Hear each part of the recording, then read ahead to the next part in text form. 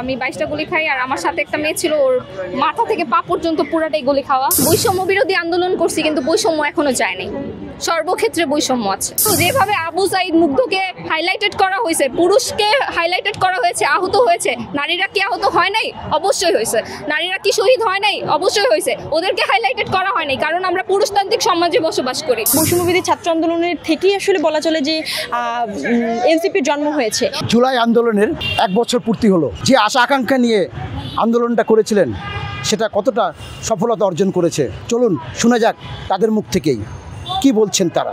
3 তারিখে হচ্ছে মানে এনএসইউর সামনে আমাদেরকে প্রচুর পরিমাণ গুলি বর্ষণ করা হয় আমাদের গায়ে।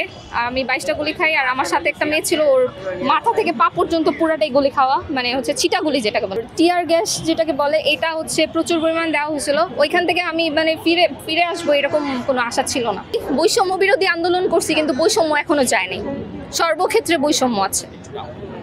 মাইনাস গেম চলে, বৈষম্য চলে নারী পুরুষে, মানে কি বলবো, এই জায়গায় মানে আমি যা দেখতেছি নিজ চোখে, বৈষম্য এখনো যায়নি।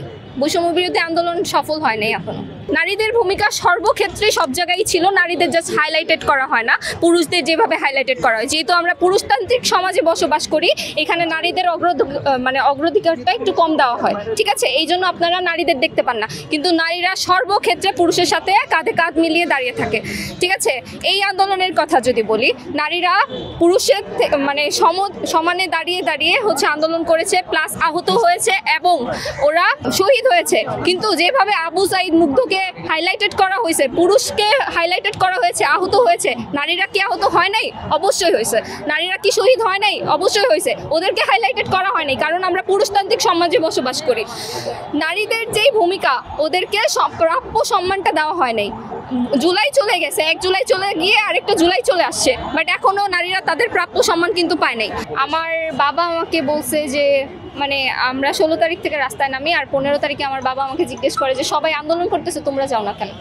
তো আমার বাবার সাপোর্টটা সবচেয়ে বেশি ছিল। আমার বাবা যদি আমাকে ওই টাইমে সাপোর্টটা না করতো, আমাকে যদি না বলতো যে তুমি আন্দোলন করতে যাও, দরকার পড়লে আমি তোমার সাথে যাব, তাহলে হয়তো আমি আন্দোলন করতে পারতাম না বা এই সাহসটা আমি পাইতাম না। ছাত্র সাধারণ জনগণের চেয়েছিলাম, আমরা যে বাংলাদেশের স্বপ্ন দেখেছিলাম, এই স্বপ্ন আচ্ছা 1 বছর পূরণ হলো আমাদের জুলাইয়ের আগস্টের মাধ্যমে গণ অভ্যুত্থানের পর, কিন্তু আমরা আশঙ্কিত সেই ফলাফল আমরা পাইনি। আমরা দেখেছি আমাদের আহত ভাই, আমাদের আহত বোনেরা, তারা হচ্ছে সঠিক চিকিৎসা পায়নি। আসলে বৈষম্যবিরোধী ছাত্র আন্দোলনের ব্যানারটা প্রতিষ্ঠিত হয়েছিল 2024 সালে ছাত্র আন্দোলনের মধ্য দিয়ে। আর আমরা দেখেছি যে রাজনৈতিক প্রয়োজনে এনসিপি গঠিত হয়েছে 2025 সালের 28শে ফেব্রুয়ারি। তো সেই জায়গা থেকে বৈষম্যবিরোধী ছাত্র আন্দোলনের থেকেই আসলে বলা চলে যে এনসিপির জন্ম হয়েছে। এবং তাদের ক্ষেত্রে যেটা হয়েছে যে তারা বিভিন্ন তাদের রাজনৈতিক প্রয়োজনে রাজনৈতিক বিষয়গুলো নিয়ে এগোচ্ছে। এবং আমরা আমাদের বৈষম্যবিরোধী ছাত্র আন্দোলনের যে নীতি আদর্শ, নৈতিকতা, আশা আকাঙ্ক্ষার জায়গা থেকে আমরা আমাদের মতো করে এগোচ্ছি।